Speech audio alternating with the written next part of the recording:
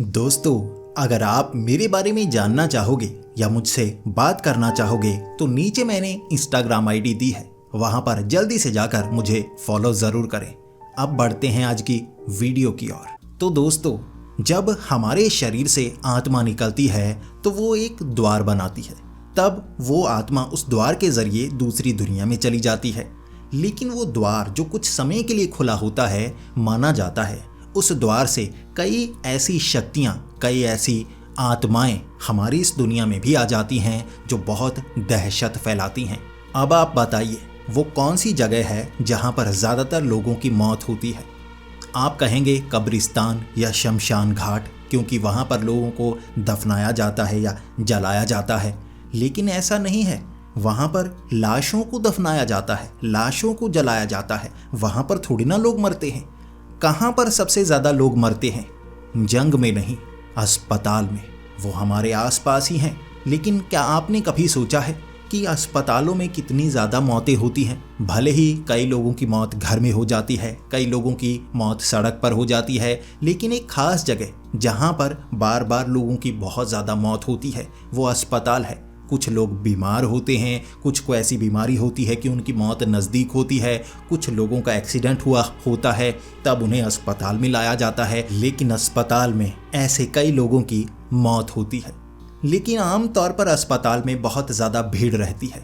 अगर अस्पताल कभी बिल्कुल वीरान हो जाए ना, तब हम सोच सकते हैं कि वो प्रेत आत्माएं भीड़ में तो लोगों से दूर रहती हैं। जब वो पूरी तरह से वीरान अस्पताल खाली पड़ जाते हैं, वहाँ पर वो प्रेत आत्माएं क्या कर सकती हैं, आपको ये आज की वीडियो में पता चलेगा।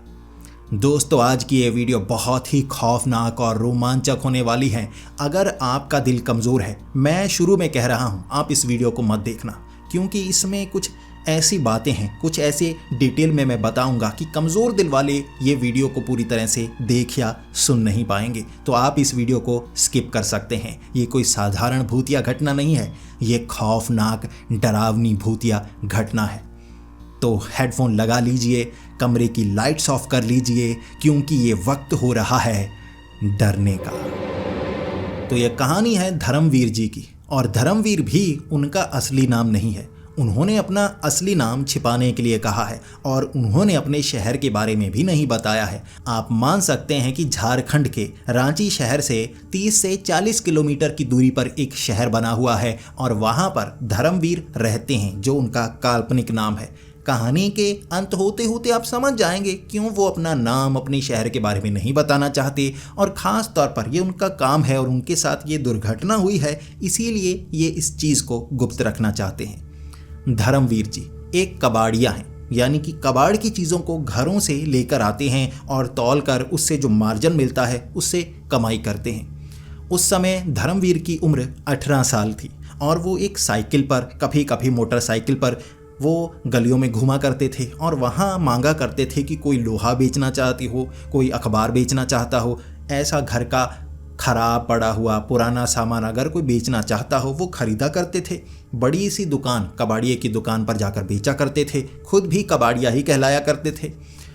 इस तरह से कुछ पैसे उनके बन पा रहे थे, लेकिन उनके सपने काफ़ी ज़्यादा बड़े थे। वो अमीर होना चाहते थे, वो हमेशा काम नहीं करना चाहते थे। इसीलिए दिन के वक्त वो कबाड़िए का काम किया करते थे और रात को कहीं पर कोई गटर का ढक्कन हो वो उठा लिया करते थे। कहीं पर कोई पुराना लोहे का सामान पड़ा है, भैया वो उठा लिया। ऐसे काम वो करते रहते थे। इससे ठीक ठाक पैसे बन जाते थे, क्योंकि घरों से अगर लोहा लो तो उन्हें भी पैसा देना पड़ता है। लेकिन इस तरह से कुछ चुरा ही लिया तो पूरा का पूरा मार्जिन ही अपना। इस तरह से उनका काम चले जा रहा था। और जैसे जैसे उन्होंने नया इलाका एक्सप्लोर करना शुरू कर दिया था, वो समझने लगे थे कि यहाँ पर क्या क्या चीज़ उठाई जा सकती है, क्या क्या चीज़ मांगी जा सकती है। वो दिमाग लगाते रहते थे। कमाई तो काफ़ी ज़्यादा करने लगे थे। तो अपना इलाका एक्सप्लोर करते करते वो एक ऐसी जगह पहुँचे जहाँ एक पुराना अस्पताल था। अब पुराना अस्पताल बंद पड़ा था, लोहे का गेट आगे से लगाया हुआ। वो लोहे के गेट के आगे खड़े हो गए और देखने लगे कि इसके पेच, इसकी कुंडियाँ किस तरफ लगी हुई हैं, यानी अगर गेट को उखाड़ना है तो कैसे उखाड़ेंगे।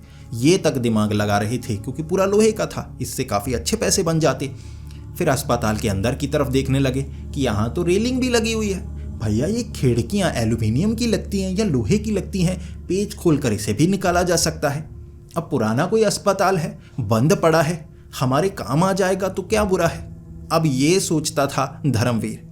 तो धर्मवीर ने अपने साथियों को ये बताया। अब साथ ही उनका इलाका और था, हर किसी ने अपने इलाके बांट रखे थे और कोई दूसरे के इलाके में नहीं जाता था। ये एक तरह से कबाड़ियों का कार्टेल बना हुआ था, यानी मेरा इलाका मेरा, मेरे में तू नहीं घुसेगा, तेरे में मैं नहीं घुसूंगा। लेकिन एक दूसरे को घुमाने के लिए लेकर जाते थे, जो अच्छी जगह थी वो नहीं दिखाते थे ताकि ये मेरा बिजनेस कोई और ना खींच ले। अब जो धर्मवीर था वो अपने साथियों को वो जगह दिखाना चाहता था, क्योंकि उसमें हिम्मत नहीं थी इतनी ज़्यादा ये सामान को तोड़ने की, उखाड़ने की। वो डर रहा था। छोट मोट गटर के ढक्कन तो वो उठा लिया करता था लोहे के, अब इतने बड़े गेट को अगर उखाड़ना है, पकड़ा गया तो बहुत पिटेगा और सारी चोरियां निकल आएंगी। अब तक पुलिस के हाथ नहीं लगा था ना, इसीलिए उसे डर था। अपने साथियों से पूछा उसने, उसके साथियों ने मना कर दिया। अब जो धर्मवीर था उसे लग रहा था कि ये काम उसे अकेले को करना होगा, इसलिए वो लगभग 5 से 6 बजे अपनी बाइक के ज़रिए उस इलाके में जाता, उस अस्पताल के बाहर खड़ा हो जाता। वहाँ देखने लगता कि आसपास घर कितने हैं। जो घर थे वो काफ़ी दूरी पर थे और कुछ बंद पड़े हुए थे, कुछ घरों के अंदर भी झाड़ियाँ उगी हुई। वो ये भी सोच रहा था कि यहाँ भी घुस सकता हूँ, लेकिन यहाँ पकड़ा जा सकता हूँ। कई जगह पर कैमरे भी लगे हुए थे, लेकिन काफ़ी दूरी पर। वो ज़्यादातर उस अस्पताल के बाहर खड़ा हो जाता। ये देखने लगता कि रात के वक्त यहाँ कितने लोग आते हैं। जानबूझकर अपनी बाइक खड़ी कर लेता। अब जो कबाड़ का सामान होता उतारता, नीचे बिखेर देता और जानबूझकर इकट्ठा करने लगता। 1 घंटा इस चीज़ में लगाता वो, शाम के 5 से 6 बजे, कभी 6 से 6:30 बजे, ताकि पता कर पाए कितने लोग आते हैं मेरी मदद के लिए, कितने लोग खड़े होकर देखते हैं कि ये क्या कर रहा है, मुझ पर कितने लोग शक करते हैं। उसने ध्यान दिया कि इस तरफ तो कोई आता ही नहीं, ये कॉलोनी के पीछे से लोग ज़्यादातर सैर करने के लिए निकल जाते हैं। एक दिन लगभग 7 बजे वो कबाड़िए का अपना सामान लेकर आया। अभी उसने कोई प्लानिंग नहीं की थी कोई गेट उखाड़ने की, अंदर से कोई सामान निकालने की। उसने सोचा हुआ था अस्पताल में पुरानी चीज़ें होंगी जो काफ़ी ज़्यादा महंगी भी होती हैं। बस वो कबाड़िए का अपना सामान लेकर आया था। कुछ अखबार, कुछ रद्दी, ऐसी चीज़ें उसने नीचे बिखेर दी। उसके बाद एक एक करके उन्हें सेट करने लगा, उन्हें झोले में डालने लगा। तभी उसे एक आवाज़ सुनाई दी। ये ऐसी थी जैसे किसी लड़की के चलने की आवाज़ हो। अब वो लड़की की चलने की आवाज़ भी काफ़ी अजीब सी थी, जैसे कोई आराम से चलता है पायल के साथ ना, प्यारी सी आवाज़, वैसी नहीं थी। एक पायल की आवाज़ आती और एक ठन की आवाज़ आती, जैसे कंगन पाँव में डाले हुए हों। पायल की आवाज़, कंगन की आवाज़, पायल की आवाज़, कंगन की आवाज़। अब धर्मवीर सोचने लगा ये कौन सी लंगड़ी लड़की है जो पास में चल रही है। उसने देखने की कोशिश की, इधर उधर देखा। उसके बाद उसका ध्यान गया कि ये उस अस्पताल के अंदर से आ रही है। अब बाहर 4 दीवारी थी, इधर गेट लगा हुआ, पीछे बिल्डिंग 3-4 मंजिल की बिल्डिंग थी, काफ़ी गंदी सी। जो आवाज़ उन दोनों के बीच से आ रही थी, यानी कि दीवार के उस साइड से। अब वो सोचने लगा यार यहाँ तो अंदर कोई होता है। अब पता चल गया। अच्छा हुआ कि काफ़ी दिन मैं यहाँ पर रहा, उसके बाद पता चल गया। हो सकता है अस्पताल के अंदर कुछ लोग रहते हों। ये सोचकर वो वहीं पर देखने लगा। अब गेट के पास गया, अंदर झांकने लगा। उसने एक तरफ देखा, एक सफ़ेद साड़ी में लड़की जो देखने में काफ़ी खूबसूरत थी, आधे बाल चेहरे पर आए हुए। जैसे ही उसने धर्मवीर को देखा वो डरकर दूसरी तरफ भागी। अब दूसरी तरफ क्या भागी, वो पीछे वाली दीवार फांद कर निकल गई। अब धर्मवीर थोड़ा सा घबरा गया, कहीं से मुझ पर शक तो नहीं हुआ।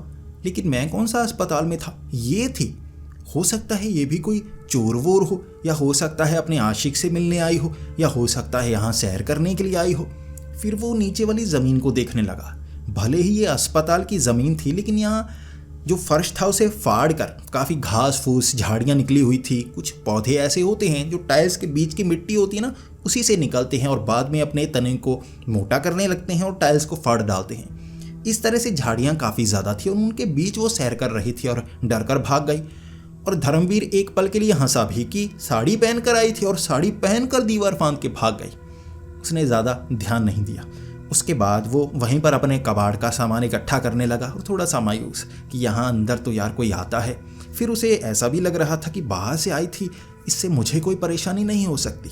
कोई बात नहीं, अब मैं ना रात के वक्त यहाँ इंतज़ार करूँगा, क्योंकि दिन के वक्त तो बहुत बार आकर देख लिया। 5 से 6, 6 से 6:30, 7 बजे तक यहाँ कोई नहीं आता और शायद वो 6:30, 7 बजे आती है। अब देखूंगा कि रात के वक्त यहाँ कौन आता है। क्योंकि सामान निकालना है, उठाना है, चुराना है, वो तो रात के वक्त करना होगा ना। अब धर्मवीर इस तरह अगले दिन 7 बजे वहाँ पर पहुँचा। अब वो साइकिल पर आया था ताकि बाइक की आवाज़ ना आए। अब बार बार बाइक से आऊँगा, लोग बाइक की आवाज़ की पहचान कर लेते हैं, कुत्ते तो उनके पीछे पड़े रहते हैं। भैया कुत्तों को पता नहीं क्या नज़र आता है कि वो कुछ भी पहन लें, अच्छे कपड़े पहन लें, कबाड़ का सामान एक तरफ रख लें, कुत्ते पीछा नहीं छोड़ते, भौंकते भौंकते घर तक छोड़कर आते हैं। हर बार ये हुआ करता था। इस बार वो साइकिल पर आया और जैसे कुत्तों की नज़र नहीं पड़ी, पीछे से खिसक कर निकल लिया। इस तरह वो अस्पताल के सामने आया और हर बार की तरह कबाड़ का सामान फैलाकर उसे इकट्ठा करने लगा। यहाँ पर आकर वो लाइट लगाकर ऐसा दिखाता था कि यहाँ आकर कबाड़ का सामान वो इकट्ठा करता है, इसके बाद आगे बेचने के लिए जाता है, ताकि किसी को शक ना हो। ऐसा काम करते हुए कोई पकड़ भी लेगा तो वो कह देगा कि यहाँ खाली जगह मिलती है, मैं थका होता हूँ। लेकिन अगर अस्पताल के अंदर पकड़ा जाता तो पिटाई होती। अब वहाँ वो 7 से 8, 8:30, 9 बजे तक खड़ा रहा। अब कोई पायल की आवाज़ नहीं, किसी लड़की की आवाज़ नहीं। उसे लगने लगा कि हो सकता है एक दिन आई हो, इसीलिए वो 2-3 दिन और आता रहा। वो देखता रहा। उसके बाद उसका ध्यान पड़ा कि कई कमरों में लाइट जल रही होती है। कभी किसी कमरे में लाइट जल रही होती है, फ्लक्चुएट कर रही होती है, कभी वो अस्पताल के अंदर कोई लाइट जल रही होती है। उसे ये भी लग रहा था हो सकता है अस्पताल में कोई रहता हो। पीछे का दरवाज़ा भी कोई नहीं है। घूमकर हर तरफ से देख लिया।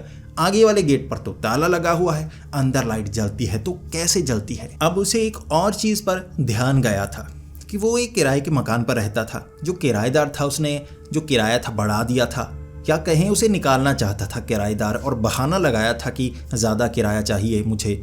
और वो नया घर भी देख रहा था, तो उसने ये भी सोचा कि अगर यहाँ पर कोई रहता है, जैसे वो लड़की है अंदर आई थी, तो इस तरह अस्पताल के एक कमरे में मैं भी रह सकता हूँ। एक बार अंदर जाकर तो देखना होगा। अब ये सोमवार का दिन था। 6 बजे वो वहाँ पर घूमना शुरू हो गया। एक बार बाइक पर निकल कर गया, 2 बार बाइक पर निकल कर गया, 7 बजे तक 3 बार बाइक पर यहाँ पर गेड़ियाँ लगा चुका था। उसके बाद वो साइकिल से आया। सामान ज़्यादातर वो लेकर आया इस बार, जैसे पेचकस, प्लास, ऐसी चीज़ें लेकर आया कि इससे नट बोल्ट खोले जा सके, ऐसे सामान को लेकर आया। और उसके बाद उसने अपनी साइकिल पर सामान टांगा। साइकिल पीछे वाली घास में अंदर की तरफ घुसेड़ दी, पीछे वाली दीवार फांदी, अंदर पहुंच गया। अब दूर दूर तक घर से इस दीवार के अंदर देखा नहीं जा सकता था। किसी को पता तक नहीं चलता कोई अस्पताल के अंदर आ गया है। आराम से वो काम कर सकता था। इसके बाद वो सामने वाले दरवाजे को देखने लगा। वो दरवाज़ा खुला था। अब वो सोचने लगा, भैया ये दरवाज़ा तो खुला है, मैं बेवजह ही ये स्क्रू ड्राइवर, ये चीज़ें लेकर आया हूँ खोलने के लिए। दरवाज़ा खुला है, अंदर जाने में कोई परेशानी नहीं। और अब तो और काम आसान हो गया। अंदर आराम से अंदर वाले दरवाजे खोलने में कोई परेशानी तो होगी नहीं, तोड़ दूंगा तालों को। जैसे ही वो उस दरवाजे से अंदर गया, सामने सीढ़ियाँ, गलियारा, बीच बीच में लाइट जल रही, बीच में लाइट बिल्कुल नहीं जल रही। वो अपनी टॉर्च लेकर आया था, वो फ्लड लाइट जिससे बहुत ज़्यादा रोशनी होती, महंगी वाली थी। ये उसने कहीं किसी घर से ली थी सस्ते में। अब यहाँ उस फ्लड लाइट से काफ़ी अच्छी रोशनी हो रही, आराम से दिख रही, और उसे डर नहीं लग रहा था, क्योंकि जो लाइट फ्लक्चुएट करती है ना, वो ज़्यादा डराती है। इस लाइट में वो देख रहा काम की चीज़ क्या है। वहाँ लोहे की कुर्सियाँ थी जो एक के ऊपर एक रखी हुई। वहीं पर उसकी आंखें चमक गई। भैया ये तो काफ़ी महंगी बिकेंगी। लोहा नहीं, ये तो घर रख सकते हैं बैठने के लिए। काम बन गया, लेकिन उसे जैसे लोहे की चेन से बांधा गया था। उसने सोचा मुश्किल नहीं है, लोहे की चेन को तो मैं कटर से आराम से काट दूंगा। अब और चीज़ देखता हूँ क्या क्या यहाँ काम की चीज़ हो सकती है। फिर वो दूसरे कमरे में देखने लगा। जैसे ही वो दूसरे कमरे में गया, वहाँ पर कुछ पुरानी दवाइयाँ थी और बदबू ऐसी थी, फिनाइल की बदबू, कि वो सूंघी नहीं जा रही थी। ऐसा होता है जिसमें कुछ लिक्विड ऐसा हो वो हमारे दिमाग में चढ़ता है। कुछ देर वहाँ देखने लगा, उसके बाद उसकी बस हो गई, वो बाहर आ गया। जैसे ही उसने बाहर वाले दरवाजे की तरफ ध्यान दिया, पीछे स्ट्रीट लाइट लगी हुई थी जिसकी रोशनी दरवाजे से अंदर आया करती थी। अब वो दरवाज़ा ही बंद, तो पीछे वाली लाइट अंदर आ नहीं रही। अब वो काफ़ी डर गया कि भैया दरवाज़ा किसने बंद कर दिया, कोई यहाँ पकड़ने के लिए तो नहीं आ गया। अब देखूं बाहर कोई चिल्ला तो नहीं रहा कि चोर चोर अंदर है, मैंने बंद कर दिया। वो डर कर दरवाजे की तरफ भागा, दरवाजे को हिलाने लगा। दरवाज़ा नहीं खुल रहा। वो दरवाजे को धक्का दे रहा, और ये जो अस्पताल का दरवाज़ा था ना, ये मोटा था लोहे का, इसे तोड़ा नहीं जा सकता था। अब वो सोचने लगा, भैया ये क्या हो गया। दरवाजे को 2-3 बार धक्का दिया, उसके बाद खिड़की से बाहर झांका। अब भी गेट खुला नहीं था, कोई आदमी अंदर नहीं था, बाहर भी गेट से कोई नज़र नहीं आ रहा। 2-3 बार उसने लाइट मार कर देखा, बाहर कोई नहीं था, कोई चीख नहीं रहा था। 5-10 मिनट वो छिप कर बैठा रहा, वो देखता रहा कोई वहाँ आएगा, मैं कहीं पीछे से भागने की कोशिश करूँगा, पता तो चले। कोई आया नहीं। फिर भी वो सोचता रहा दरवाज़ा बंद कैसे हो गया। वो थोड़ा सा घबरा रहा था, लेकिन अब इस रास्ते से बाहर नहीं जाया जा सकता था। उसने सोच लिया कि अब चीज़ मैं देखूंगा नहीं, बाहर निकलने का रास्ता ढूंढूंगा। इधर उधर से देखने लगा। ये जो अस्पताल था ना, इसके 2-4 कमरे देखने के बाद जो पब्लिक वार्ड था जहाँ कुछ बेड लगे हुए थे वो ज़मीन में गाड़े गए थे, वहाँ भी उसने देखा कि जो खिड़कियाँ थीं उनमें जंगले से लगे हुए थे, जैसे लोहे की पाइप्स लगी हुई थी। अब उन्हें काटा नहीं जा सकता था, बाहर आया नहीं जा सकता था। उसके पास कटर नहीं था, आराम से पेचकस, प्लास ऐसी चीज़ें थी जिससे छोटी मोटी चीज़ों जैसे तारों को या पेच को खोला जा सकता था, नट बोल्ट खोले जा सकते थे, काटा नहीं जा सकता था लोहे को। देखता गया 1 कमरा 2 कमरा, अब कई कमरों में अजीब सी बदबू आ रही थी। इसके बाद अचानक जब वो सीढ़ियों के पास गया, देखते देखते कि कोई रोशनदान मिल जाए, मैं शीशा तोड़कर बाहर निकल जाऊंगा, तभी उसे ऊपर वाले फ्लोर में आवाज़ आई। ये आवाज़ ऐसी थी जैसे सामान गिराया गया हो। जैसे ही ये आवाज़ उसे सुनाई दी वो घबरा गया, कहीं इस अस्पताल में अंदर तो कोई नहीं। फिर उसका दिमाग काम करने लगा कि भाई ऊपर वाले फ्लोर में तो लाइट जल रही होती थी, यहाँ कोई ना कोई तो रहता होगा, जाकर आराम से देखता हूँ। अब वो धीरे धीरे सीढ़ियाँ चढ़कर फर्स्ट फ्लोर में गया। उसके बाद देखने लगा, वहाँ गलियारे में लाइट्स थी जो ऊपर से फ्लक्चुएट कर रही थी और कुछ सामान नीचे गिरा हुआ था। फिर वो देखने लगा कौन सा कमरा है जहाँ पर कोई रहता है। अब वो थोड़ा सा ही आगे गया था, इधर उधर देखने लगा, वहाँ पर कई दरवाजे खुले थे, कई दरवाजे बंद थे। ज़मीन पर जैसे पेंट बिखरा हुआ था, वहाँ ऐसा लग रहा था ये पेंट ताज़ा बिखरा गया हो, उसकी बदबू भी काफ़ी ज़्यादा थी। वो उसके बीच से गया, अब पेंट उसके पाँव में लग गया था। ये लाल रंग का पेंट सा लग रहा था, काफ़ी ज़्यादा बिखरा हुआ और कहीं ताज़ा ही लग रहा था, किसी बाल्टी से निकला होगा। वो लाइट मारता मारता जैसे आगे की तरफ गया, जैसे ही वो अब फर्स्ट फ्लोर के उस ऑपरेशन थिएटर के पास गया, अंदर से फिर से कुछ गिरने की आवाज़। अब दोबारा जो गिरने की आवाज़ आई थी उसे लगा यहाँ अंदर कोई है। अब ऊपर ऑपरेशन थिएटर लिखा हुआ, अब नीचे उधर से आवाज़ें आ रही। वो थोड़ा सा डर रहा कि यहाँ कौन छिपा हुआ हो सकता है, कोई बिल्ली भी तो हो सकती है जो आवाज़ कर रही है। वो धीरे से वहाँ पर गया। जैसे ही दरवाजे के अंदर गया, उसे अंदर तो कोई नहीं दिखा। वो फ्लड लाइट में काफ़ी बड़ा ऑपरेशन थिएटर बना हुआ था, अंदर कोई नहीं था, कई जगह पर्दे, बहुत ज़्यादा मिट्टी, लेकिन धड़ाम की आवाज़ उसे बहुत ज़्यादा डरा गई। ये आवाज़ पीछे से आई थी। ऑपरेशन थिएटर का वो दरवाज़ा धड़ाम करके बंद हो गया था। पीछे वाला वो दरवाज़ा बंद, और वो खोलने की कोशिश कर रहा, दरवाज़ा नहीं खुल रहा। अब उस दरवाजे के बिल्कुल बीच में एक छेद था, कांच लगा हुआ था बाहर देखने के लिए और बाहर से अंदर देखने के लिए।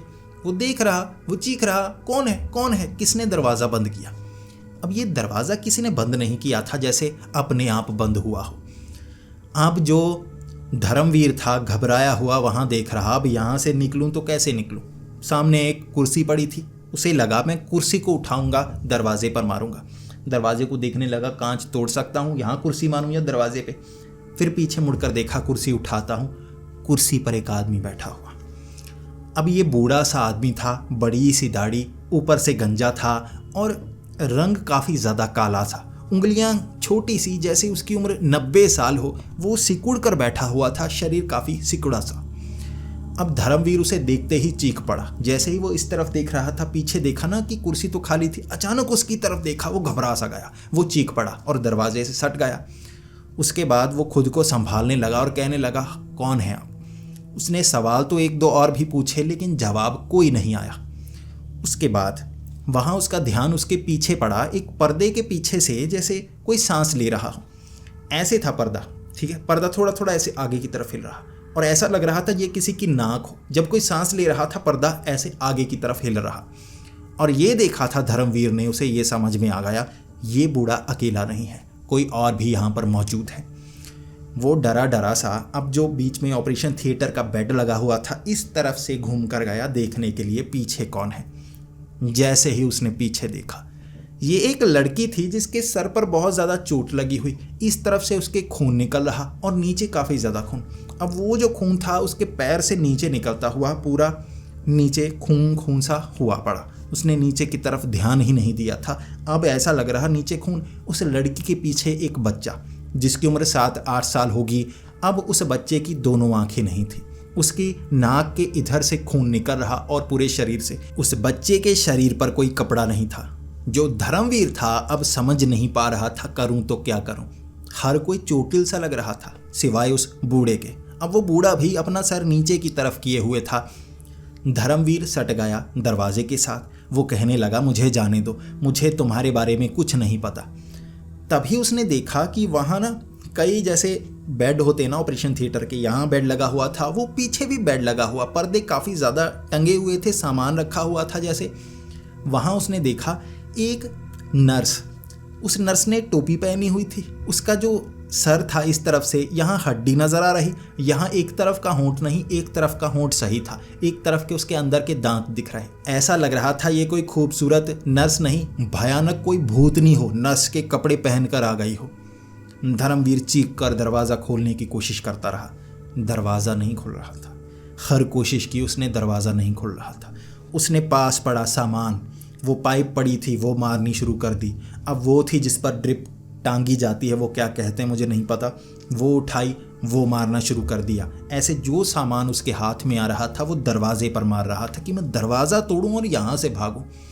भाग नहीं पा रहा था वो। अब वो जो नर्स थी, वो बूढ़ा आदमी, उठकर खड़े हो गए। सब जब उठकर खड़े हुए वो इस तरह से देख रहे थे। धर्मवीर उसी पल समझ गया था ये जिंदा इंसान है ही नहीं, ये सभी भूत प्रेत हैं। और अस्पताल में भूत दिखते हैं। सुनसान वीरान अस्पतालों में उसने कहानियां सुनी थी, वो सारी कहानियां 1 मिनट में उसके दिमाग के अंदर आ गई। जैसे वो समझ गया यहाँ पर क्या हो रहा है। वो हाथ जोड़कर माफ़ी मांगने लगा। अब माफ़ी मांगने का कोई फ़ायदा नहीं, चीखने का कोई फ़ायदा नहीं। उसे अब हनुमान चालीसा आता नहीं था, वो कोई धार्मिक नहीं था, इसीलिए उसे कुछ नहीं आता था। बचने के लिए भगवान का नाम ले रहा और भगवान मुझे बचा ले, भगवान मुझे बचा ले, ये कहे जा रहा। घुटनों के बल आकर हाथ जोड़ जोड़ कर माफ़ी मांग रहा, मुझे छोड़ दो। छोड़ा नहीं किसी ने। वहाँ भीड़ लगने लगी थी।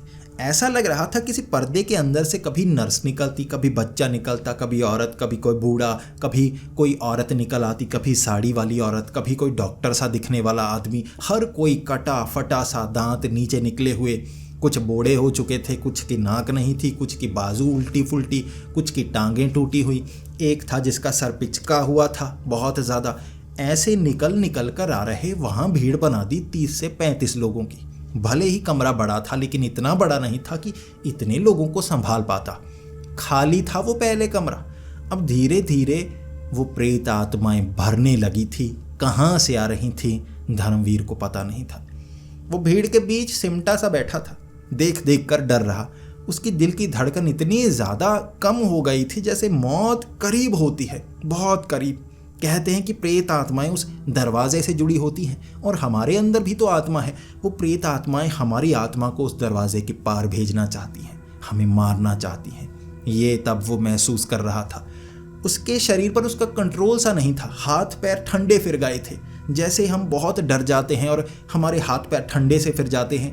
कहते हैं कुछ लोग जब उन्हें चोट लगती है या खून को देख लेते हैं वो बार बार बेहोश होते रहते हैं। ऐसा उसके साथ हो रहा था। वो बेहोश नहीं हुआ था, उसकी आंखें चल रही थी, वो देख पा रहा था, लेकिन उसका शरीर सन्न ऐसे बैठा हुआ। उसके जो होंठ थे वो भी हिल नहीं पा रहे थे, जैसे उसे लकवा मार गया हो। तब 2-3 लोगों ने उसे पकड़ा, उसे बेड पर लेटा दिया। उसके बाद आगे जो इस वीडियो का हिस्सा है ना, उसी लिए मैंने कहा था कि ये वीडियो को कमज़ोर दिल वाले ना देखें। इसमें मैं जो डिटेल में बताने वाला हूँ वो धर्मवीर के साथ हुआ था। अगर आप कमज़ोर दिल वाले हैं अभी भी इस वीडियो को अगले 2-3 मिनट के लिए स्किप कर सकते हैं। अगर आपका दिल मजबूत है तो सुनिए। धर्मवीर को उस बेड पर लेटाया गया था। वो बेहोश नहीं था। वहाँ चाकू कैंची, वो चाकू कैंची कभी उसकी आंख के करीब लाई जाती, फिर वो उसकी आंख काम करना बंद कर देती। एक चीज़ थी, जैसे उसके शरीर को काटा जा रहा था, यहाँ से माथे को काटा जा रहा था, यहाँ बाजू के अंदर कैंची डाली जा रही, पेट में कैंची डाली जा रही, चाकू डाला जा रहा। उसे महसूस हो रहा था कि पेट के अंदर कुछ है। दर्द नहीं हो रहा था। अगर दर्द होता तो वो बहुत चीखता चिल्लाता। उसे लग रहा था कि उसे कोई इंजेक्शन दिया है सन्न करने वाला और उसके बाद उसका ऑपरेशन हो रहा है। और भीड़, बच्चा, औरत, वो चाकू, छुरी, पता नहीं क्या क्या पेट में डाल रहे, गर्दन में डाल रहे। अब वो जो आँख के पास कैंची लेकर गए थे तो आँख से दिखना बंद हो गया, उसे लगा कि आँख में कैंची डाल दी होगी। इस तरह से पूरा उसका ऑपरेशन हुआ था। इस पूरी घटना में धीरे धीरे उसके होश उड़ते गए और वो बेहोश हो गया। जब उसकी नींद खुली थी ना, ये अगला दिन था और दिन हो चुका था। कई खिड़कियों से रोशनी अंदर आ रही और दिन के वक्त वो बेड पर लेटा हुआ। उठने की हिम्मत नहीं थी उसकी, इतनी हिम्मत नहीं थी कि उठकर अपने पेट की तरफ देख पाए। वो बस छत की तरफ देख रहा। रात की पूरी याद थी। हाथ उसके ऐसे कांप रहे कि थोड़ा सा उठा और उसके बाद फिर से वो फेंट कर गया, यानी बेहोश हो गया। उसके हालात इतने बुरे हो गए, एकदम से बेहोश। कुछ देर बाद फिर से होश में आया। अब माथे से पसीना उसके गिर रहा था नीचे की तरफ। वो खुद को संभाल रहा था। उसे लग रहा था कि मुझे नज़र नहीं आएगा, आंख में चाकू होगा, पेट में चाकू होगा और मांस मेरा बिखरा होगा, मौत मेरी ऐसे होगी। वो सोचे जा रहा था। अचानक वो उठा। उसके शरीर पर कोई चोट नहीं थी, आंख काम कर रही थी, सर पर कोई चोट नहीं। हाथ लगाकर देख रहा, कहाँ चाकू डाला था, पेट के अंदर से महसूस हुआ था। उसने कपड़े उतारे, अपने सारे कपड़े उतारे, शरीर के हर अंग को उंगली लगा लगा कर देखा उसने। कुछ कटा नहीं था। जो चाहिए था वो बिल्कुल सही सलामत था। खास तौर पर कुछ अंगों को चेक किया था उसने। अब चेक करने के बाद उसके सांस में सांस आई। कपड़े पहने उसने। जो वो बाहर की तरफ भागा ना, अब नीचे वाले दरवाजे की तरफ से भागा था। जैसे ही नीचे वाले दरवाजे तक पहुंचा, नीचे वाला दरवाज़ा बंद और वहीं पर फिर से उसके हाथ कांपने लगे। ये तो रात जैसा हो रहा है, भले ही रोशनी है लेकिन हालात रात जैसे। फिर वो देखने लगा कोई खिड़की हो, कहीं पर कोई खिड़की हो। उसने देखा नीचे वाले फ्लोर में कोई खिड़की नहीं थी। ऊपर जो फर्स्ट फ्लोर था वहाँ एक एयर वेंट नीचे की तरफ बना हुआ। बाहर की तरफ एसी के लिए जो विंडो एसी होता है ना, उसका वेंट जगह बनी हुई थी। वो जो एसी था वो निकाला जा चुका था। वहाँ कोई गत्ता फंसाया था। अब उसने वो गत्ते को टांग से तोड़ा, अब वहाँ लटक गया। फर्स्ट फ्लोर में आप कह सकते हैं 12 फुट का एक फ्लोर होता है, उससे 4-5 फुट ऊपर वो एसी लगा हुआ। वहाँ से वो लटका हुआ नीचे देख रहा झाड़ियाँ, क्या मैं बच जाऊँगा। जो रात को हुआ ये उससे बहुत कम था। उसने छलांग लगा दी सीधा झाड़ियों में। कहाँ कहाँ वो जो झाड़ियाँ होती हैं ना, जो तने बन जाते हैं सख्त से, कहाँ कहाँ उसके चुभे वो बता नहीं सकता। लेकिन नीचे गिरा, एक टांग उसकी मुड़ गई, लेकिन वो लंगड़ा कर चल पा रहा था। चलता चलता उसने साइकिल निकाली। उसके बाद वो गेट के आगे की तरफ आना चाहता था, लेकिन वहाँ से साइकिल चलाई। उस अस्पताल की तरफ देखा तक नहीं उसने। वो सीधा वहाँ से निकला, साइकिल चलाता चीखता हुआ। एक टांग उसकी टंगड़ी बनी हुई थी, एक टांग से साइकिल चला रहा, एक टांग उसने सीधी की हुई। ऐसे ऐसे साइकिल चलाता वो कबाड़िया वहाँ से निकला था। धर्मवीर ने इस घटना के बारे में अपने साथियों को बताया था। अब उसके साथी मान नहीं रहे, उस पर हंस रहे, लेकिन टूटी हुई टांग, वो झूठ नहीं बोलता था। उसके बाद कुछ समय लगाकर वो वहाँ पर आया था और उसने उस अस्पताल को देखा बाहर से। अब उसने दरवाजे की तरफ पहले ध्यान नहीं दिया था। जो सामने वाला दरवाज़ा था उसके आगे कुछ झाड़ियाँ थी। दीवार पर चढ़कर उन्होंने देखा था वो लोहे का दरवाज़ा बाहर ताला लगा हुआ था। रात के वक्त जब वो अंदर घुसा था ना, वो दरवाज़ा खुला था, ताला नहीं था वहाँ पर। धर्मवीर ने अपने साथियों को ये बात बताई और उसके साथी जो पहले उसको कह रहे थे वहाँ से कुछ कुर्सी उठा लेना, उनकी हिम्मत तक नहीं हुई वहाँ से कुर्सी क्या, वहाँ से घास तोड़ कर लाने की। और धर्मवीर उस इलाके में कभी नहीं गया, दिन के वक्त भी नहीं। अब तो वो डरता था कि गटर के ढक्कन उठाऊंगा भैया, गटर के अंदर से कोई खींच लेगा। और वो अस्पताल था इसीलिए ऑपरेशन किया। अब गटर के अंदर क्या करेंगे, ये सोचकर उसे बहुत ज़्यादा डर लग रहा था। इस घटना ने उसे सुधारा और वो साधारण कबाड़िए का काम करने लगा। अब इसके बाद उसने अपनी एक कबाड़िए की दुकान खोली और ईमानदारी से काम करने लगा। जो पहले उस कम उम्र में उसने शरारतें की थी और अस्पताल की घटना उसे बदल चुकी थी, इसी के साथ उसके साथियों को भी। तो इसीलिए दोस्तों कहते हैं कि बंद पड़े अस्पताल में डरावनी घटनाएं होती हैं, और इतनी डरावनी जो धर्मवीर के साथ हुई, मैं चाहता हूँ किसी के साथ ना हो। वो रात लगभग वो मौत को महसूस करके आया था। बताइए दोस्तों, अगर आपके साथ ऐसा होता तो आप क्या करते? क्या आपके हाथ पांव भी फूल जाते? प्लीज़ कमेंट्स में ज़रूर बताएं। अगर आपको ये वीडियो पसंद आई हो तो इसे लाइक ज़रूर करें यार, आप लाइक बहुत कम करते हो, इसीलिए मेरी वीडियो रेकमेंड नहीं होती, चैनल ज़्यादा ग्रो नहीं होता। चैनल ग्रो तब होगा जब आपको वीडियो पसंद आई है तो अपनी उंगली लाइक बटन पर मारो यार। ऐसे करके ऐसे करने में कितना टाइम लगेगा भैया, ये वीडियो बनाने में मुझे पूरा दिन लग जाता है। आपके लिए अच्छी अच्छी कहानियाँ लेकर आता हूँ, और अगर आपको कहानी पसंद आई है तो ज़रा लाइक कर दिया करो। चैनल को सब्सक्राइब नहीं किया है, बस लाल बटन पर इतना सा अंगूठा लगाना है, उंगली लगानी है, अंगूठा लगाना है, ज़्यादा मेहनत नहीं। तो मिलते हैं अगली वीडियो में, तब तक के लिए डरते रहो।